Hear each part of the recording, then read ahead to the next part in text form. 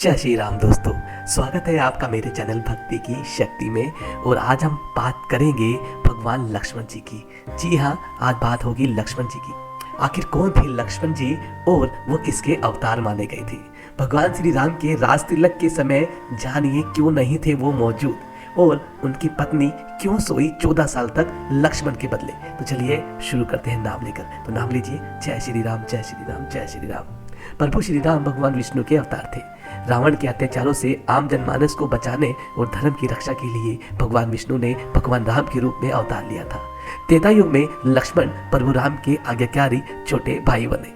रामायण में जहाँ जहाँ प्रभु राम का वर्णन आता है, संग में लक्ष्मण का भी वर्णन आता ही है। वनवास के दौरान छाया की तरह लक्ष्मण प्रभु श्री राम के साथ रहे। एक पल के लिए वे उनसे अलग नहीं हुए। गमन की बारी आई तो वो सबसे पहले तैयार हो गए। लक्ष्मण जी की माँ का नाम सुमित्रा था। प्रभु राम के अलावा भरत और शत्रुघ्न उनके भाई थे और राम के वे अनुज थे। रामायण के अनुसार राजा दशरथ के वे तीसरे पुत्र थे। उच्च आदर्शों की प्रतिमूर्ति है लक्ष्मण जी। यही कारण है कि भगवान राम भी लक्ष्मण के इन गुणों से काफी प्रभावित थे और उनके प्रति विशेष स्नेह भी रखते थे। जब लक्ष्मण जी को मेघनाथ ने शक्ति अस्त्र का प्रयोग किया और वे मूर्छित हो गए थे तो प्रभु राम भी दुखी और व्याकुल हो गए थे। लक्ष्मण जी को शेषनाग का अवतार कहा जाता है।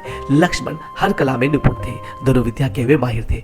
वे बहुत जल्दी क्रोधित हो जाते थे, जिस कारण प्रभु राम को कई बार उन्हें शांत भी कराना पड़ता था।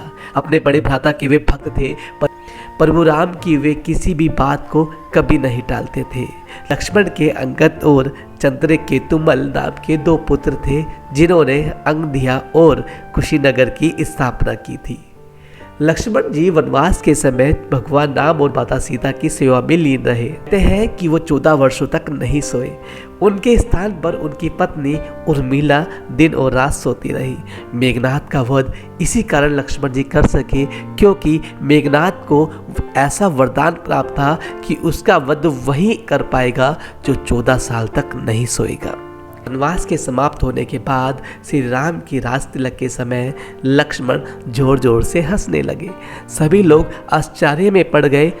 जब उनसे इस हंसी की वजह पूछी गई तो उन्होंने बताया सुबेला का वे जिंदगी भर इंतजार करते रहे, लेकिन आज ये शुभ समय आया है तो उन्हें निंद्रा देवी को दिया गया वचन तो पूरा करना ही होगा, जो उन्होंने वनवास काल के दौरान 14 वर्ष के लिए उन्हें दिया था।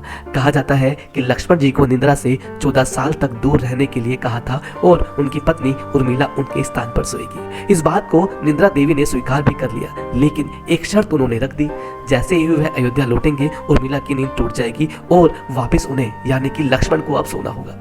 लक्ष्मण जी इसलिए हंस रहे थे कि वह अपने भ्राता प्रभु श्री राम का राज तिलक नहीं देख पाएंगे। लक्ष्मण जी के स्थान पर इस शुभ बेला पर उनकी पत्नी उर्मिला उपस्थित हुई। अगर आप भी मेरी तरह प्रभु श्री राम के भक्त हैं तो चैनल को सब्सक्राइब जरूर करें। अगर आपने चैनल सब्सक्राइब पहले ही कर लिया है तो इस रामायण और भगवान राम की वीडियो को आगे सभी के साथ शेयर करें।